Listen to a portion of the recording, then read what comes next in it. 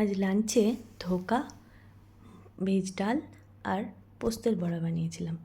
ধোকা বানানোর জন্য আমি কিন্তু প্যাকেটের ধোকা ইউজ করি না, এখানে পাওয়াও যায় না।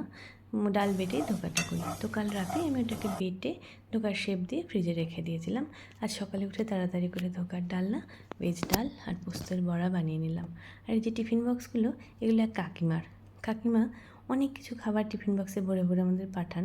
আর আমার টিফিন বক্সগুলো ফেরত দেওয়াই হচ্ছিল না, কারণ কাকিমা শ্রাবণ মাস জুড়ে ভেজ খাচ্ছেন।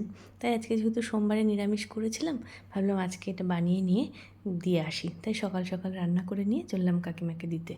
ইনি হচ্ছেন অমিতেরই এক স্টুডেন্ট, যে এখন অমিতের ডিপার্টমেন্টেই জব করে, অভিষেক, তার মা।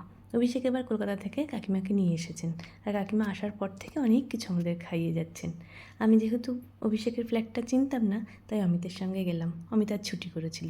আর এই যে কাকিমা, কিন্তু ওখানে গিয়ে ভিডিও করতে বড় লজ্জা লাগছিল, তাই আর করিনি। তারপর বেরিয়ে বাড়ি আসলাম, অনেকক্ষণ গল্প করে ফিরলাম। তারপরে তাড়াতাড়ি করে খাওয়া দাওয়া করে ছেলের জন্য পিৎজা বানাতে লাগলাম। ছেলেকে স্টে ব্যাক করবে আর এসে ভাত খাবে না, তাই পিৎজা বানাতে গিয়ে দেখলাম পিৎজা সসটা নেই। তখন আমি কী করলাম, প্যানের মধ্যে একটু তেল দিয়ে রসুন ফোড়ন দিয়ে তাতে টমেটো কেচাপ ঢেলে দিলাম, আর অরিগানো আর ব্ল্যাক পেপার দিয়ে দিলাম। আর খানিকটা সসের মধ্যে আমি কেটে রাখা সবজিগুলো একটু নেড়ে চেড়ে নিলাম। এইভাবে সস বানিয়ে নিলেও কিন্তু পিৎজা সসের মতো কাজ চলে যায়। আর এই ময়দাটাকে আমি বেকিং সোডা আর বেকিং পাউডার টক দইয়ে দিয়ে তারপর ময়দাটাকে নরম করে মেখে ঘন্টা দুয়েক গরম জায়গায় রেখে দিয়েছিলাম ভালো করে ঢেকে। তাতে ভালো ফুলে উঠেছিল।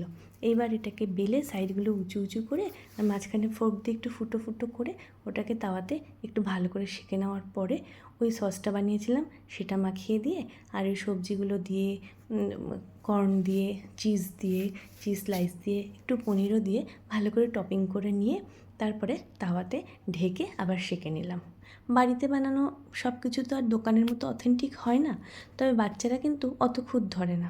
ওরা বাড়িতে মা বানিয়ে দিয়েছে এটা দেখলেই খুশি হয়ে যায়। আমার ছেলে তো স্কুল থেকে এসেছে, দেখলো যে পিৎজা বানিয়েছি, তাতেই খুশি। আর সব সময় ও কিছু দিলেই বলে খুব ভালো হয়েছে, তাই আমি উৎসাহ পাই।